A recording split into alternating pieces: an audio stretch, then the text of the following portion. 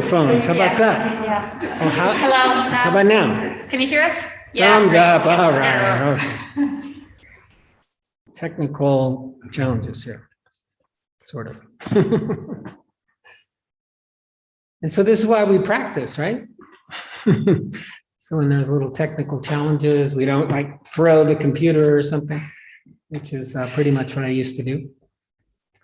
You don't need to do that, Carlos, unless you want to. Okay, I guess she does. Okay.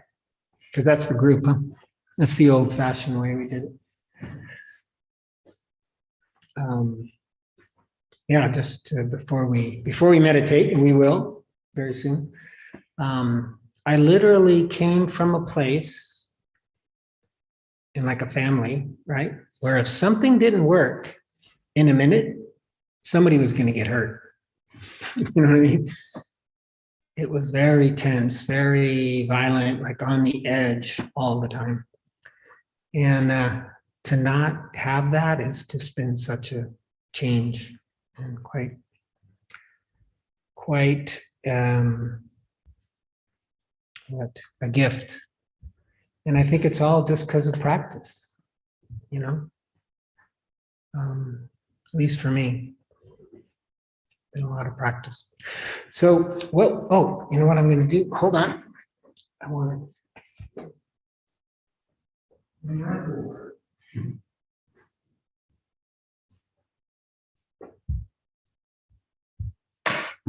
You can see it. We're not going to do the hindrances. Although we're always working with the hindrances, right?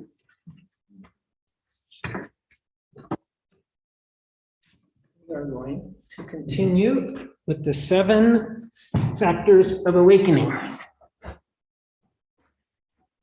And so for Lara, although I know you know them, and Emilio, and I will put them up here, share screen.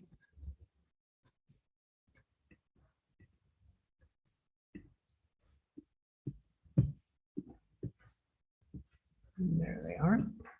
That doesn't show up there, does it? Or does it? No. Okay. I guess that's okay.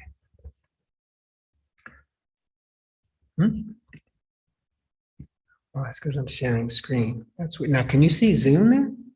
Yeah. You see everything that I got? Huh? No, Zoom is not being shared. Okay. So I'm going to just take 2-3 minutes, and I'm going to explain something about the second factor, which is what we're on now. And so we can incorporate it into the practice that we're going to do here in a couple minutes. So this is in Spanish. Huh? I guess that's okay. Is everybody understands Spanish, right? Oh, and I have English up on the screen, on the TV screen. It's okay. No, that's fine. See, Carl, fix the TV. No, sit down. I know. But we got it here, right? So the first one is mindfulness. And that's the one we did last week and kind of the week before. And then we started on this second one, investigation. Investigation of Dhammas, it's called. Okay, and Dhammas are everything. They're phenomena. They're stuff that arise. There are thoughts, our feelings, our beliefs, the whole gamut of a mental process. You could consider Dhamma in this context. And so this one is an energizing factor. So especially if you're feeling sleepy, this is so boring. You can use this factor, investigate, try to understand, look deeply into whatever it is that you're paying attention to. Could be your breath, could be bodily sensations, could be sounds, could be thoughts, could be anything. And that should generate energy if you go into it with some curiosity and some willingness, which leads you to energy. But meanwhile, so one of the factors, one of the Dhammas that we look at in investigation of Dhammas is what kind of personality are you? Okay, so this is what I want to offer for the meditation. And first we'll do our usual 20 minutes of calming samatha practice. But then for the final 10 minutes or so, I invite you to be open to what kind of personality are you, or what kind of personality is your mind? And so here are your three options. You probably can guess. The first option is, do you have a desirous mind, a greedy mind? Do you want? Right?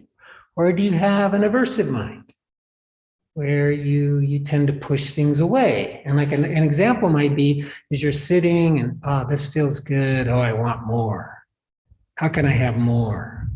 Or you might be sitting and, oh, this is boring or uncomfortable. My knee hurts or whatever. How can I get it to go away? That would be an example or two examples, one of the desirous mind and the other one, the adverse mind.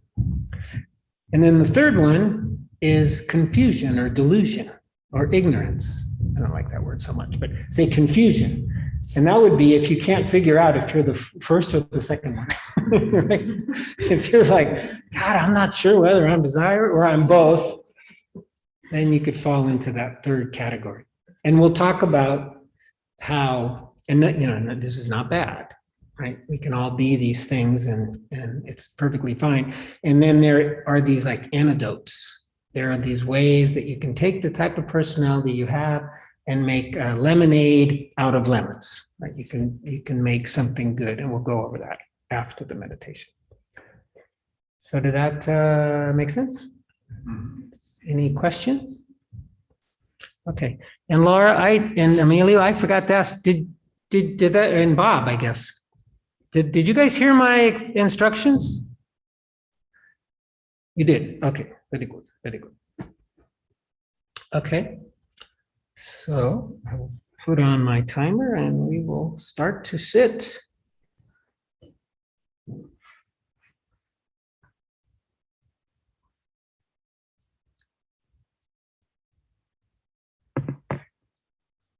Ready, set, go. Here we go. Okay. You can hear. Oops. Hold on. Let's see, 20. We are going longer than 20.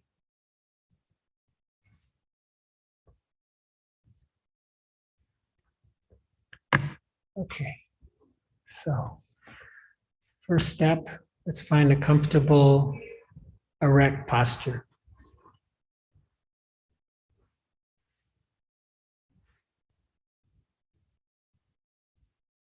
So it's important to be comfortable, to be able to relax in our posture. And at the same time, we don't want to be so comfortable that we're going to fall asleep. Additionally, having an upright, you might say, noble, dignified posture generates a certain kind of energy and atmosphere that's conducive to meditation. And when we do it time after time, it starts to train the mind to understand this is what we're going to do when we sit like this.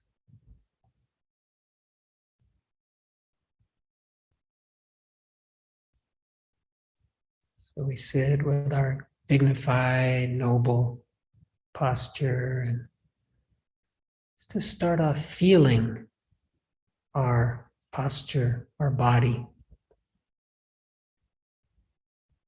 noticing it.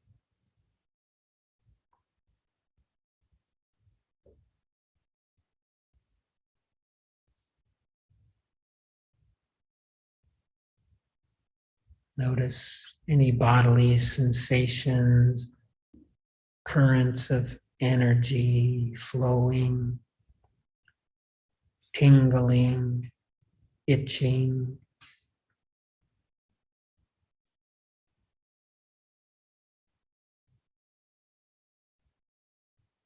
You might notice where the body is making contact with the floor, the cushion, the chair.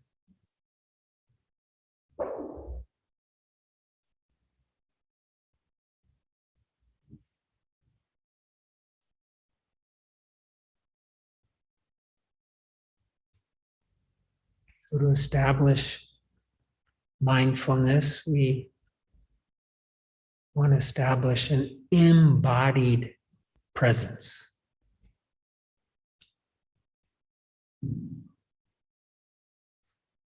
To unify yoga, the mind and the body.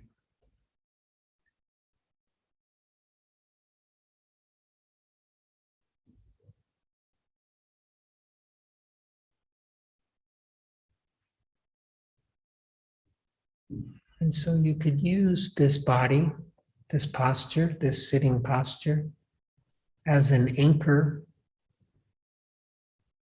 as a home base for those of you who know baseball. And so when the mind wanders, and you notice it's been lost in thought, and you come back to this body and feel it, experience it until the mind wanders again. And you just come back again. That is sati, that is mindfulness, remembering to come back and coming back again and again.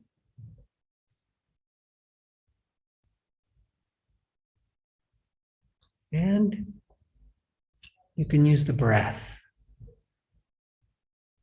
This is more refined, more narrow. If you're sleepy, I recommend the breath more so than the body. But if you're anxious, if you're excited, if you're energized, then maybe the body is a better anchor, at least at first.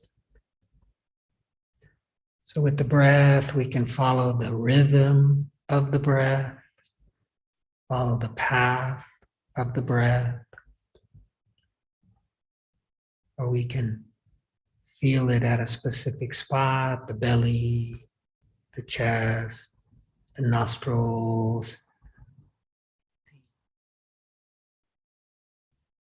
inner nostrils, fossis nasalis. Funny, I can't think of the English word, but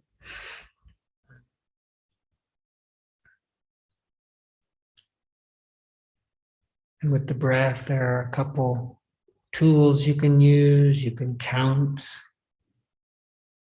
preferably your exhalations, count your exhalations, maybe up to 5, or if you're experienced, 10, and then start again or count backwards.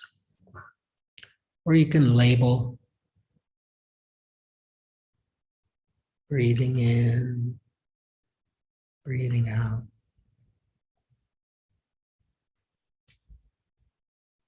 And then if you just don't want your attention to be in the body today, you can use sounds as a base, as a home base, as an anchor, listening, hearing. Seems like there's plenty of noise. Keep your ears occupied. We've got the sitting posture, the body, sensations in the body as a possibility for the breath or sounds.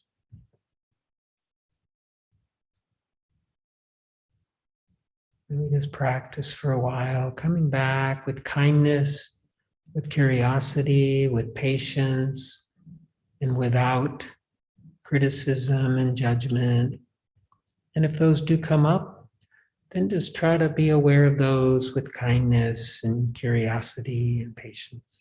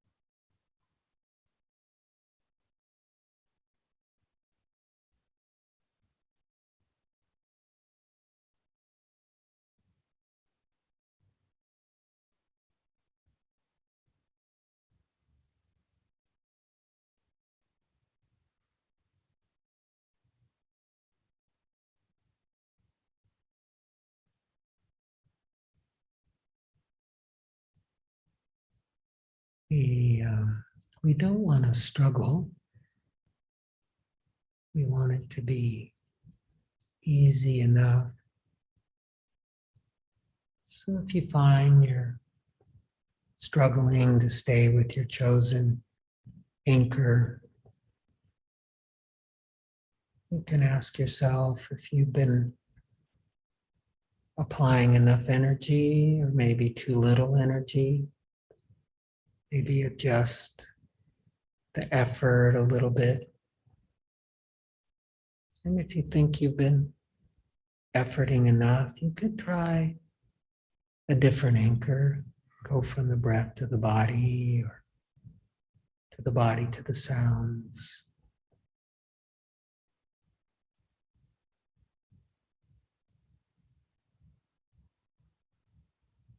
We have lots of sounds today, so they made us be too loud and hard to ignore, so we just listen.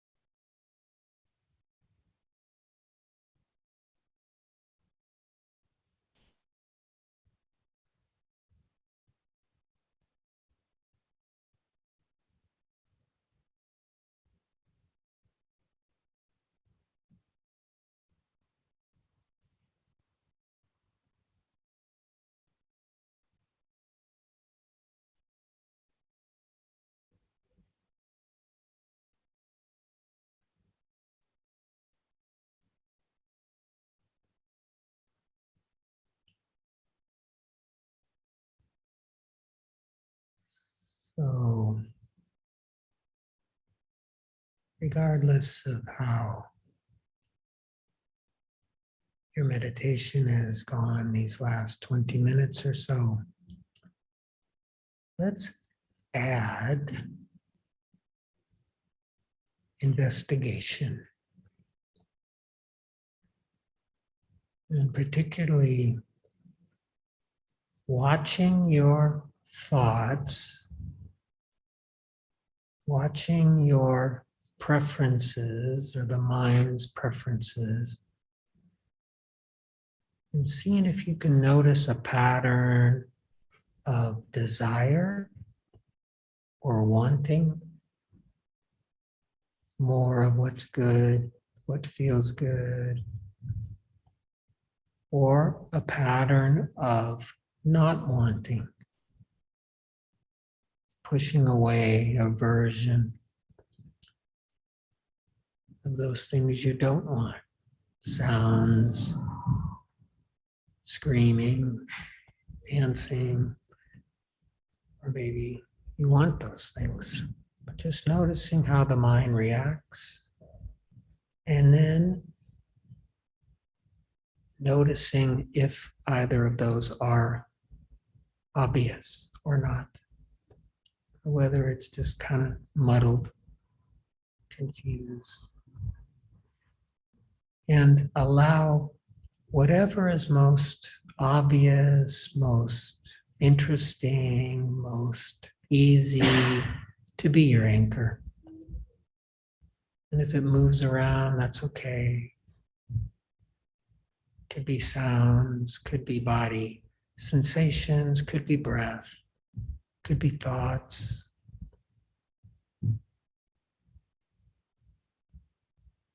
Could be all of those things at once.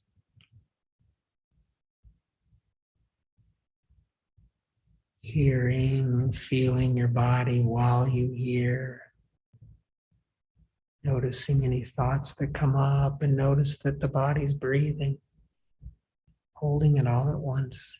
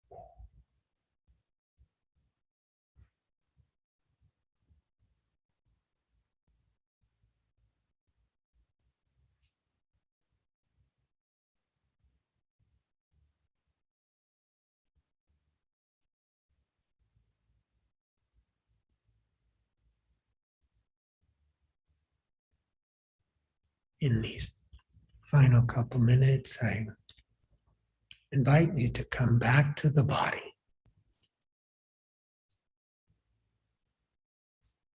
That is, infuse, fill your body with awareness, with your attention.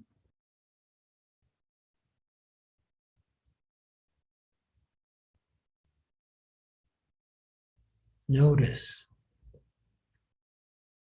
any sensations, new sensations. Maybe now there's some pain or discomfort or body parts sleeping, tingling, numb.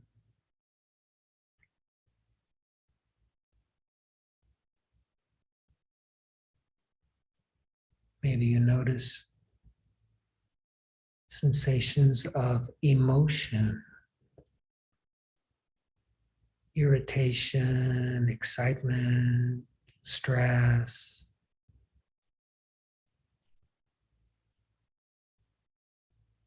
You might notice whether your body feels contracted or expanded, spacious, open.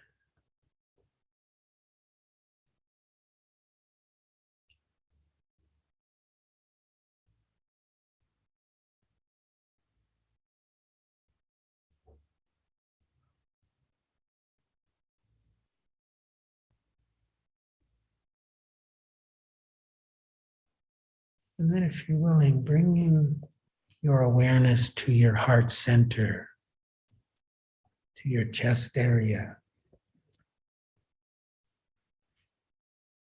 Feeling your heart center.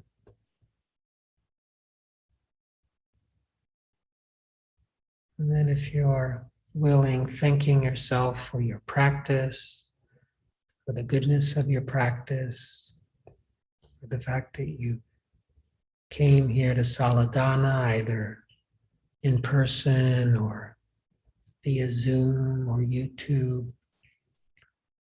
to practice this way on Halloween, in the rain.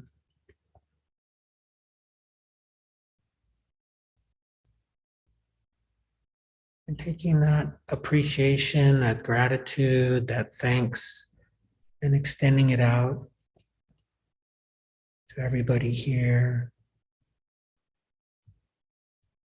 and to those who couldn't make it today.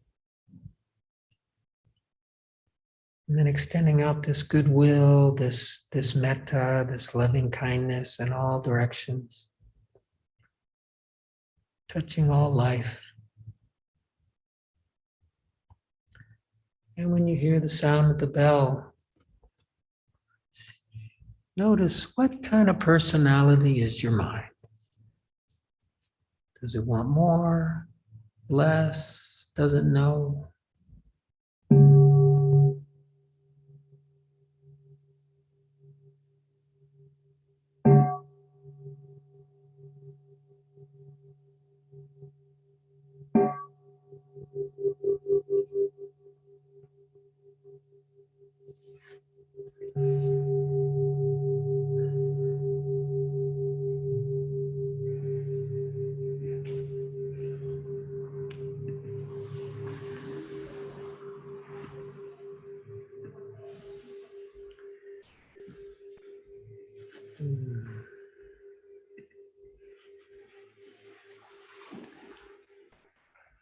Well, thank you all very much. I'm curious and hopeful that there isn't dancing music every Sunday, or is there? Okay. Phew. I was going to say Halloween night. I guess tomorrow is a holiday, huh? I think in the United States, yeah, it's not a holiday. People will go to work sick from too much candy, probably in the UK too, I'm not sure. Italy, is it a holiday in Italy? Yeah, it is. Denise probably knows too.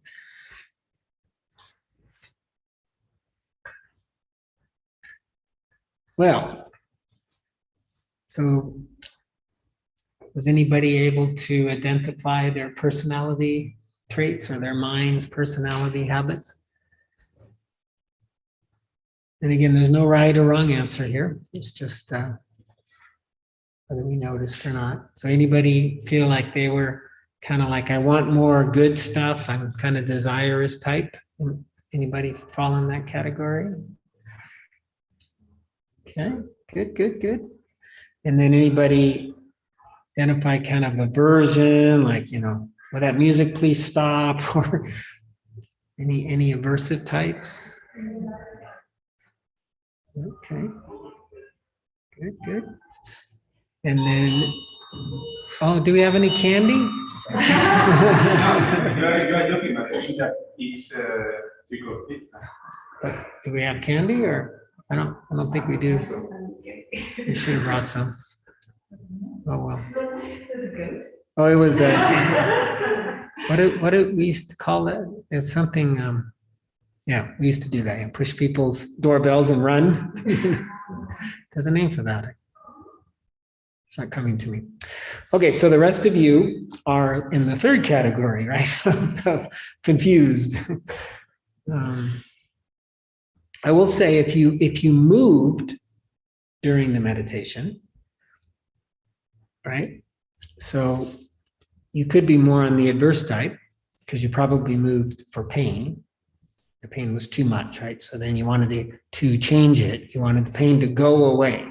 So one way we think, the mind thinks that if I just move, get a different posture, realign the legs, then the pain will go away. So that would be often the thought that would be more of the aversive type. But it could also be, oh, this posture feels so good. I wonder what it'd feel like if I just switch the legs. But that's kind of rare.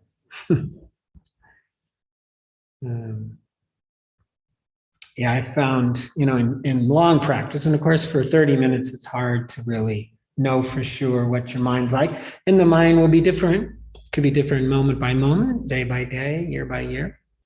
But I found in my practice that I was mostly wanting that pleasure. That defined me a little bit more. But I also could be quite aversive and also quite confused. But I'm probably more of the desirous type. So I'll put this out. So the last few weeks, we've been doing walking meditation after a little bit of Dharma. But then I started to think, maybe we should do walking meditation first and then do the Dharma talk.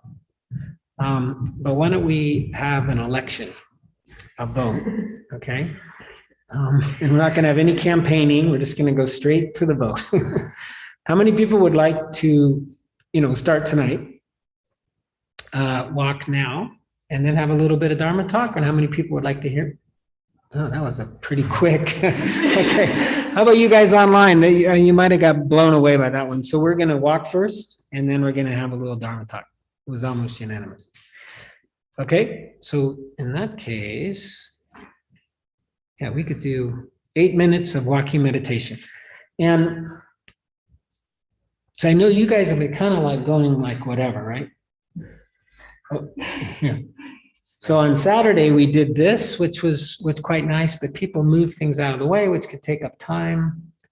I think just find yourself a couple meters, and you guys in your house, you could find whatever. Okay, so is anybody new to walking meditation? Anybody new to walking meditation would like a little bit of instruction?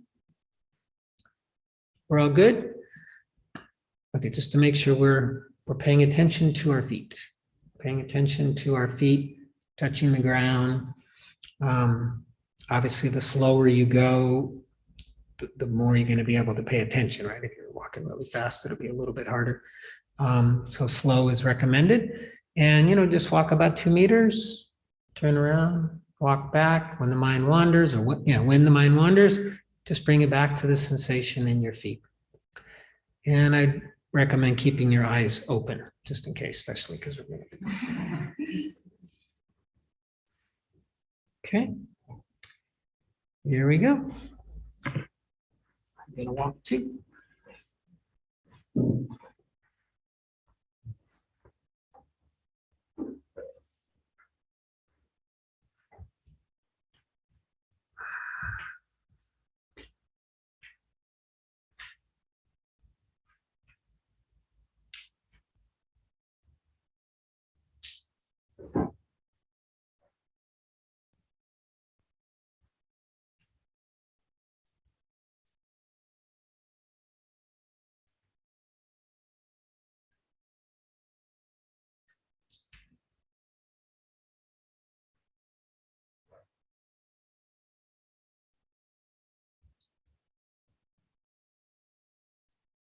It's helpful, you can stop when you're thinking.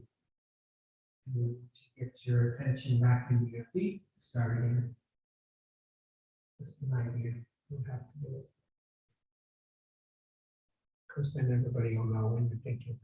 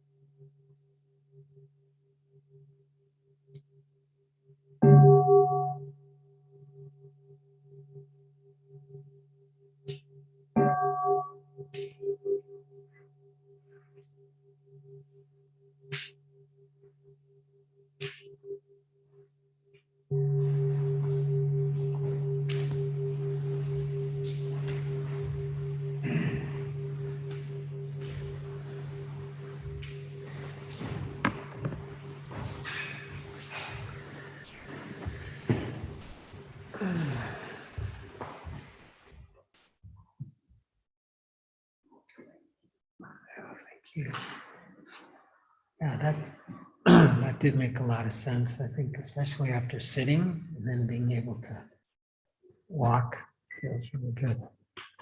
So maybe we'll do that from here on. We'll do the walking right after the sitting.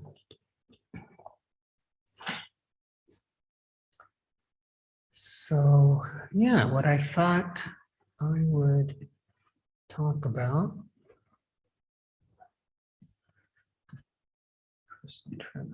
Oh, there we go. That's a little better. Is talk more about the 7 factors of awakening. For those of you who are new to our lecture series, I will just point out one thing here. So where we find them is in the 4th factor of the 4 foundations of mindfulness, the 4th foundation or establishment, which, as you can see here, is mindfulness of dhammas or phenomena. And in that 4th list, which is this one, no, this one, no, this one, are these lists: the hindrances, the aggregates, the sense bases, the 7 factors of awakening, which we're going to talk about, and the 4 noble truths. And when you go to the teachings of the Buddha, when they talk about the 4th foundation of mindfulness, he's talking about when we're mindful of body, when we're mindful of feelings, pleasant, unpleasant, or neutral, when we're mindful of mind states, when we're mindful of dhammas, then the 7 factors like kick in, right? Because we're getting the first one with the 4 foundations, those 4 things I just mentioned: body, feelings, mind states, dhammas, phenomena. So now we've got a mindfulness, and so then that leads us to investigation. And as some of you remember from last week, mindfulness doesn't just mean that we're like looking at it. And it doesn't even really mean only that we're just being aware of it. It also means that we are investigating it. We're looking at it very closely. This is to be mindful. And so it just naturally flows into this second thing. This investigation just naturally flows out of, or as a continuation from, the mindfulness. And I'm going to use Joseph Goldstein's book because it's amazing. And I wished that I had brought a copy just to show you all. But for those of you who don't know, he wrote a book called Mindfulness. It's about the Satipatthana Sutta, the 4 foundations of mindfulness, assisted a lot by Bhikkhu Analayo, who some of you may know. He's also a Spanish speaker, a German monk, and he's even come to Spain and done a couple retreats. I don't think he's traveling now, but you can do courses with him and stuff online. Amazing scholar. He's a scholar, and so his discoveries really influenced Joseph's book. So let's see if I go straight to that. Am I sharing? Can you guys see writing? Okay.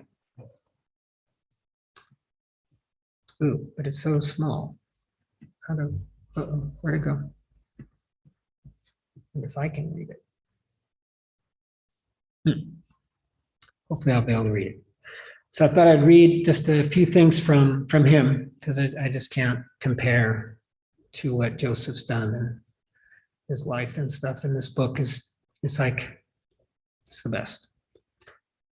So I'm going to just go backwards for a second. Investigation of Dhammas. This is the chapter. And then cultivating investigation.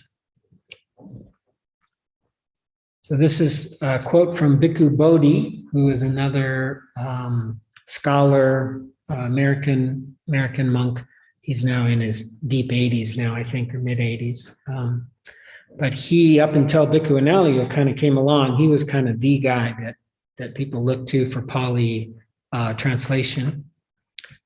He points out the initial function of wisdom as an enlightenment factor. And by the way, I should have pointed that out. This is what we're trying to do with investigation, right? Is we are trying to cut through the delusion so that wisdom can emerge. And much like the Hindu philosophy, especially the Advaita Vedanta, non-dualist philosophy, ignorance is really the primary cause of our suffering. And wisdom is what conquers ignorance.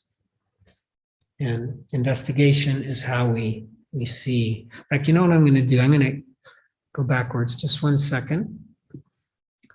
Just a couple quotes that I have that maybe will summarize it better here. Have you guys seen what I'm seeing? Yeah. There's still seeing the text with the yellow. How about now? Investigation of Dhammas? I guess so. Yeah. The book that we've Yeah. seen. They're still saying the same thing they saw before. Yeah. Oh, online? Yeah. Okay. So I'm going to stop that just for a second. I'll just read them. So these are a few things that I selected from the reading about investigation of Dhammas, this Dhammavicara second factor. Truth discerning wisdom. It is knowing what's what, right? I just love that. It's knowing what's what. This is what we're after. The knife that cuts through delusion. The kusalas and akusalas, this is wholesome and unwholesome. We talked about this last week. It's knowing what is wholesome and what is not, what is skillful and what is not, what is helpful, what is not, what is kind, what is not, what is compassionate, what is not. You know, this is really what we're trying to do. The personality pattern, this is what we kind of talked about, but this is very important that we understand that it's just a pattern. It's not who we are. And I bet you, I wouldn't be surprised if there aren't a few of us that thought, oh my God, this means I'm a greedy person or a desirous person or an aversive person or a confused person. No, it just means that your mind has a trait, a personality trait that is such. But in Buddhist philosophy and Hindu philosophy, we are not our minds. We are not our thoughts. We are not our patterns. We are not our personality traits. They're just things that arise in this living organism, you know, that we get to inhabit for whatever it is, hopefully a number of decades. Okay, so that's really, again, truth discerning wisdom. This is what we're trying to do. We're trying to discern. We're trying to see clearly. We're trying to see what's what. Okay, so now if I go back here, share screen, go back to the book. There it is. Okay, Bhikkhu Bodhi. I'll read it again. The initial function of wisdom as an enlightenment factor. He, by the way, this Bhikkhu Bodhi likes to use the word enlightenment. Most people like to use the word awakening. But either way, so the more modern usage has been awakening, 7 factors of awakening. Initial function of wisdom as an enlightenment factor is to discriminate between the wholesome and unwholesome mental states that become apparent with the deepening of meditation, of mindfulness. The Buddha helps with this discernment when he points out that the wholesome actions of body, speech, and mind are all rooted in the greed or desire, right? The hatred or aversion or delusion, the confusion, the ignorance. So this is, you know, the Buddhism, like so many things, it's a point of view. It's a way of looking at the world. I mean, if it's absolutely true, who am I to say? But it is a way of looking that is designed to reduce our suffering. right? It's designed to help us be happier. And so if we can really see the world this way, I mean, that's been my experience and so many others, it does, we start to let go of certain things because we start to see our pattern. Cuts through the delusion, it cuts through the confusion, and you start to see, oh yeah. Like I noticed this just this last week, where I get caught up in thinking that things are permanent. You know, like if I can just get everything just set, you know, if I get this new apartment or whatever, and I could fix that leak, you know, and stuff like that, that I'm going to feel good forever. Right. And I noticed that this was going on for like a couple weeks, where I could really tell I was sort of locked into this belief that if I just got all the things in place and got my brother's lives together and I got my daughter's lives together, you know, my mother, you know, then I'm going to be good forever. And, you know, and then I just kind of went, wait a second, you know, that's ridiculous. It's just not going to happen like that, because it doesn't, right? Life is just a series of impermanent things that just come, and it's always changing. And so when I realized it, I felt so much better. I mean, in a way, you know, you think, well, why do you feel better? You know, it's like hopeless, right? No, I just relaxed. Oh, okay. I'm not going to be able to get everything just right. And even if I get it just right for a second, it isn't going to be permanent. What else did I select for us? Okay, this one's a little bit complicated. Do we have time to go into this? Maybe just a couple minutes. Okay, and then we're going to talk about We're going to talk about this next week. And I know Laura likes this topic. So this is the topic of non-self. And this is probably one of the most confusing or daunting points of view that Buddhism has, is that there really isn't a self, that it's just a fabrication, you know, and that causes and conditions come together, like when we're born, right? And then they last a while and then they go.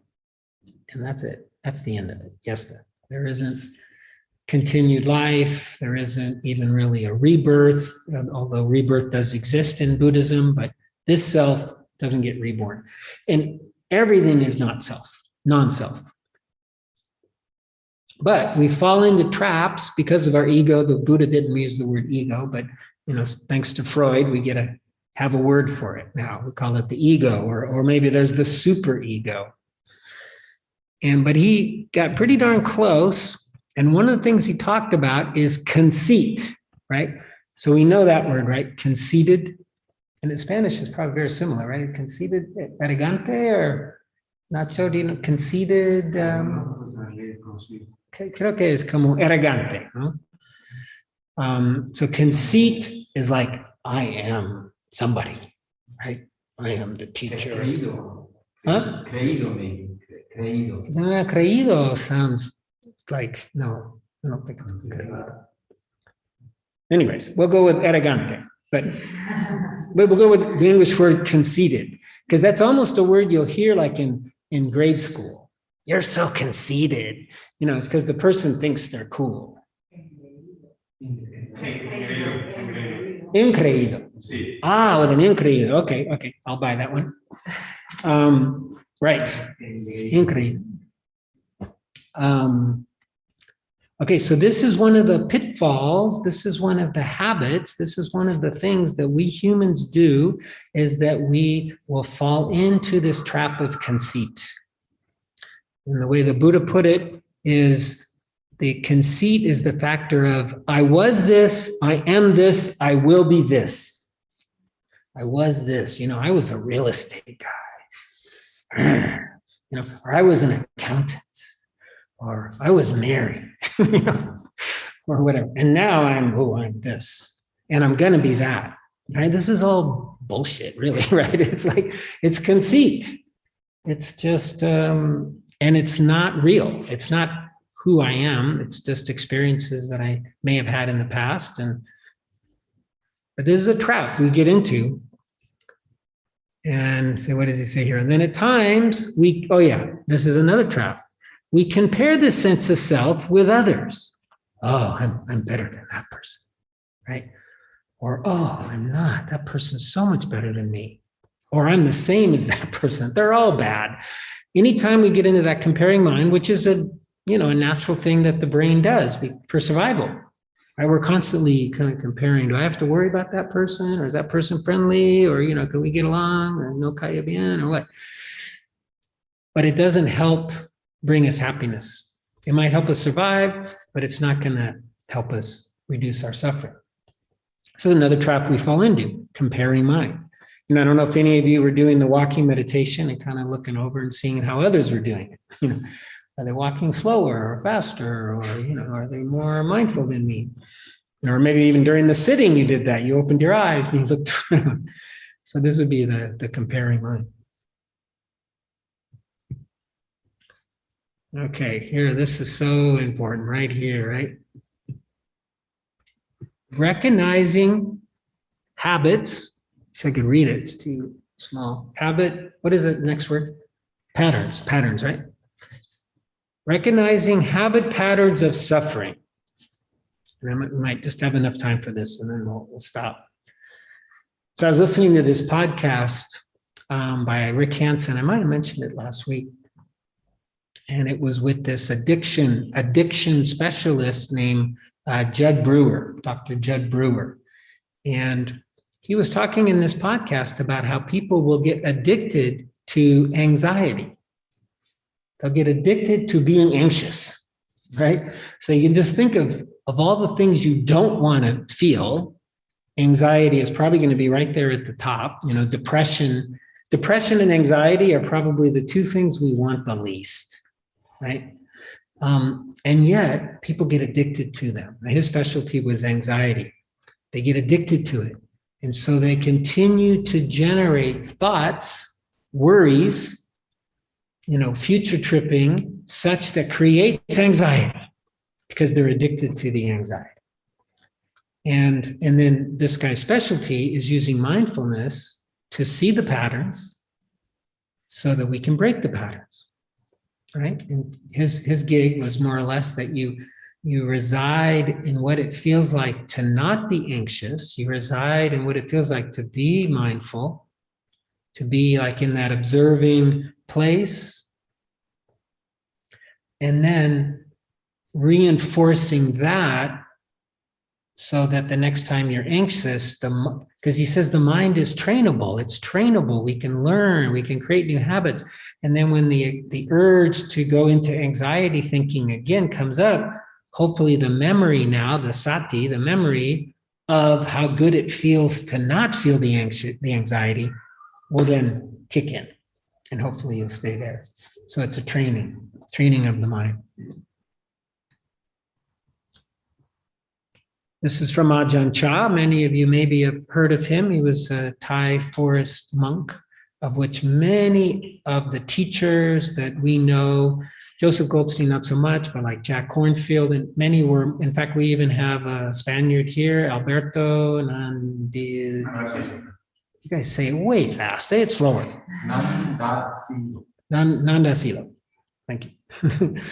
He was also with Ajahn Chah's Sangha for 4 years. He was very revered, Ajahn Chah. So he reminds us that there are two kinds of suffering. One that leads to more suffering, such as the anxiety, and one that leads to the end of suffering. So one can kind of argue that this is can be a little bit painful, right? Because like if we're really addicted to something, if we got a habit, changing that habit isn't going to necessarily be easy, right? There's going to be a little bit of pain in the change. There's going to be a little bit of suffering. You're going to have to come here many times. Well, maybe it's nice. I don't know. Maybe it's not suffering, but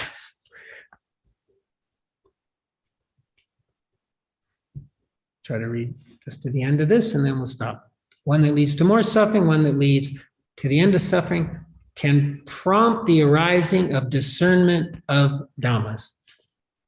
So just knowing that simple little thing, you can ask yourself, so is this thought going to lead to more suffering, such as in the anxiety, right? If I start thinking about, like if I think about, even for me, if I think about this class, or whatever you want to call it, this session, before it happens, well, then I'll create a little nerves in myself, especially when I do it on Zoom. Here, I feel much more confident. Oh, it's going to be great. I can just act like a fool and it'll all be fine. But for some reason, when it's on Zoom, it's much harder to get you guys to laugh. And so then I don't have a backup. So then I'll think about it and I'll get nervous, right?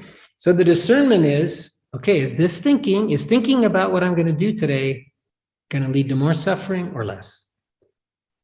And just that discernment, just that asking of that question, is this going to be helpful or not? Is this going to make me nervous or not? Is this going to create anxiety or not? Can help us cut through it and stop the pattern. That is being mindful. That's the investigation, right? Because we're asking, we're investigating, we're digging deeper. Okay. That is mucho or beaucoup, like they say in France, right? But this stuff, I mean, I don't know. It's so useful. Maybe there's other stuff out there just as good, but this stuff's been around for 2,600 years. So I think it's kind of proven, that it works. Yeah. Any questions? Questions, comments, reflections? Was that, first of all, did I talk too fast for anybody? Was I talking too fast? Okay. Good. Thank you. I'm assuming you guys, I wasn't talking too fast. Cool. So why don't we finish with a little metta meditation, loving kindness. So similar to what we did at the very end of the formal meditation, but I'm going to offer phrases out loud, and then you can repeat them mentally, or you can do your own phrases. And for those of you who are new, we do 4 groups: ourselves, a friendly person, benefactor, an unfriendly person, a difficult person, and then all beings. Okay? So for this guy, we definitely want to have a comfortable posture. Maybe feel your body after all those words and all my bad jokes.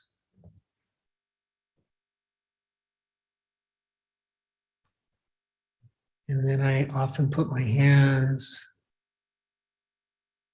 right here on the chest, on the heart center. This is a heart practice.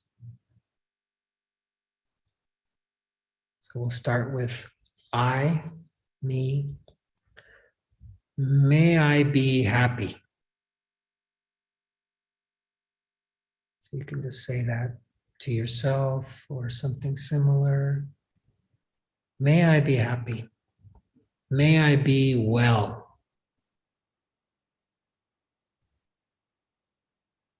May I be safe. And may I live with ease. Ease and comfort.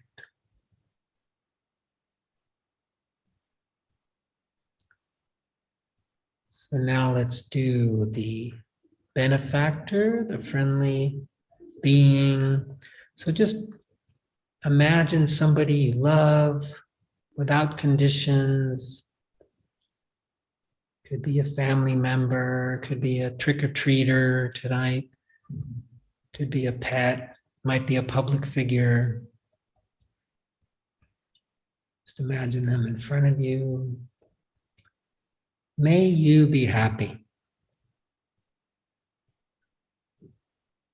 May you be well. May you be safe.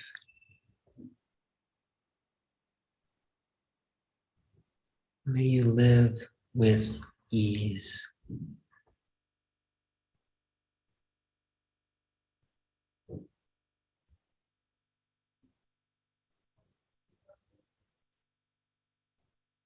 And now let's try the difficult person. So it might be a little harder, but just give it a try and stay with the body, see how it feels. So imagine somebody who maybe hurt your feelings, did something that you didn't want. Maybe you have a little resentment towards somebody. Try to bring them into your awareness, into your imagination. Offer them goodwill. May you be happy.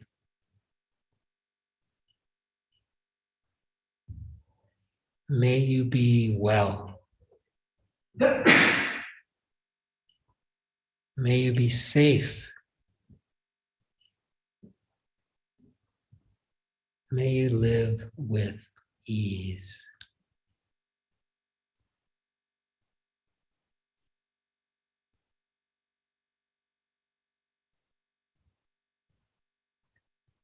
And lastly, all beings in all directions, without exception, those with no legs, 1,000 legs, doesn't matter.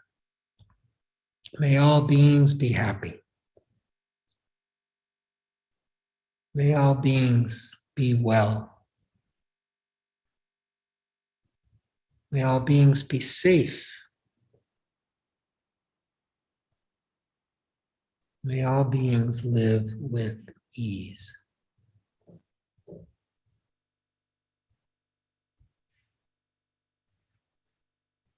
And lastly, in the spirit of renunciation, generosity, we'll offer up the fruit of our practice today, the teachings, our Buddha nature, and our Sangha, our community. Offer these up to the benefit of all beings. May all beings be happy and peaceful, healthy and strong, safe and protected. May all beings be free from suffering and the causes of suffering, free from war and violence, discrimination, racism, and free from coronavirus in all its forms. And may all beings find their perspective, their point of view, their path that can lead to the end of their suffering. May all beings be free.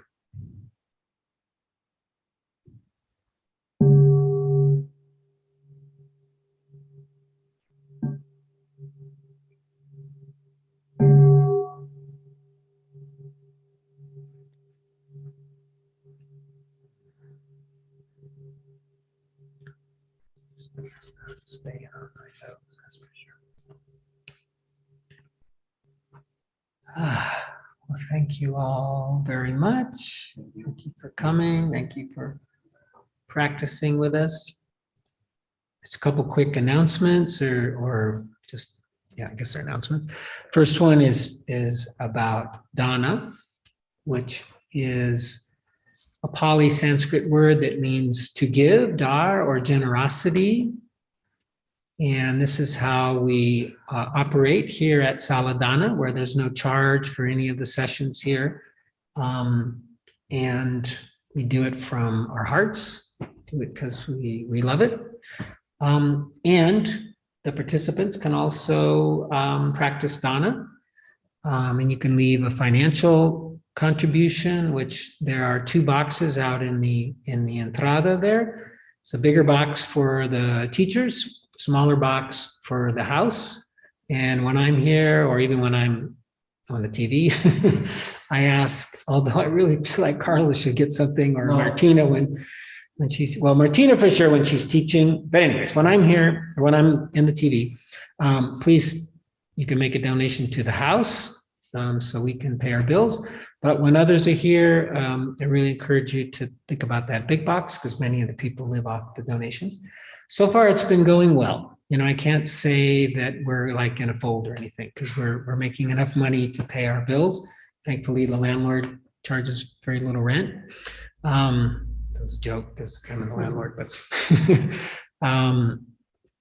and so you know, effective really Friday, we have moved all the activities of Saladana into an associación nacional, a legal association nacional Dhanasati.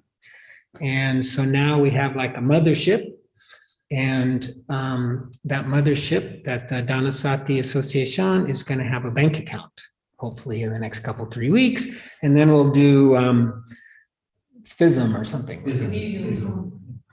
That we're gonna have that, and so people will be able to donate. We might get a PayPal account too, and also there's room, there's opportunities for things for people to volunteer if they want to help us. You know, there's accounting, there's filings, and then there's also the potential to reach out, to do outreach, to do stuff, right? So Carlos is on the junta, which is such a funny word to me, but he and I are on the junta. There's a couple other notable people on the junta. And we're looking for voluntarios. So please talk to one of us. And I think that's probably it. Some of you are going to get an email from me. I'm going to try to compose it as to some of the decisions we made, including we'll go to 30 now for the afaro. So we can have up to 30 people until somebody gets COVID, and hopefully that won't happen.